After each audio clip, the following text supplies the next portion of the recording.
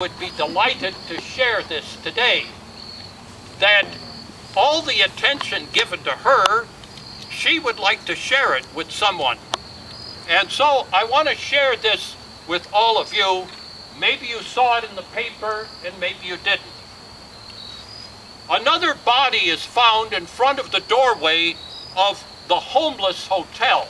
Right next door to Katie House, right down there, is that burnt out old building, the homeless hotel. And this happened just on Friday, 4 o'clock in the afternoon.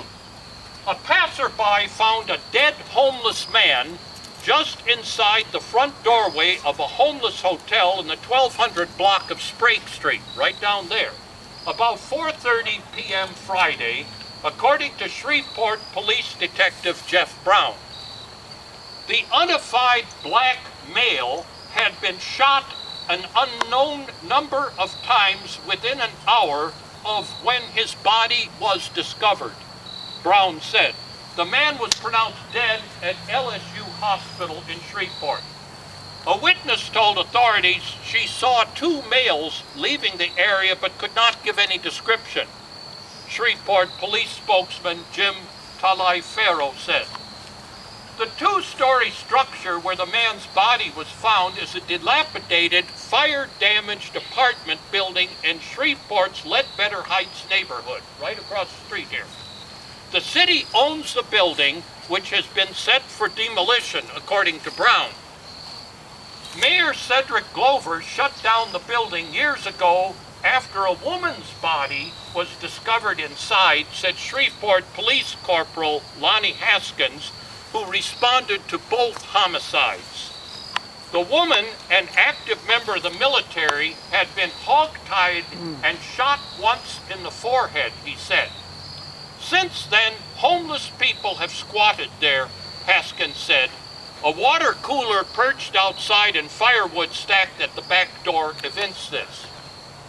Now, I want to know, I don't know the name of that man shot multiple times, or that woman, but I think Sister would say here, and I think I can reveal this to you, that man was her son,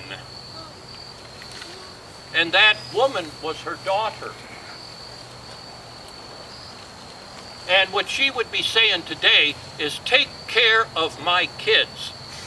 And Father Clayton, I was just thinking at church and remembering and thinking of that man whose name we don't even know, that he was killed right over on Friday there. And where are the people gathering together like we're doing this? Margaret would want to share with that man, wouldn't she?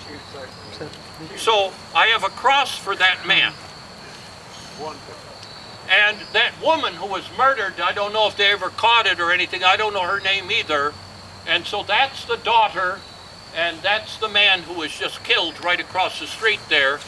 And we're praying for them too, because that's her son, and that's her daughter, and that's what she believed to the bottom of her soul, that everybody murdered here on our streets, everybody who lost their lives broken by alcohol, drugs, violence, whose life was a miserable failure, that there's not one tear shed for either one of those. But Sister says, that's my son and that's my daughter. So I'd like to leave this with Sister Margaret, her son and her daughter, and to share this special time. And I drove right by there, and this is what we had here, you know, of just remembering of all the violence that goes on here, and to remind ourselves that we got a lot of work to do to take care of Sister's children.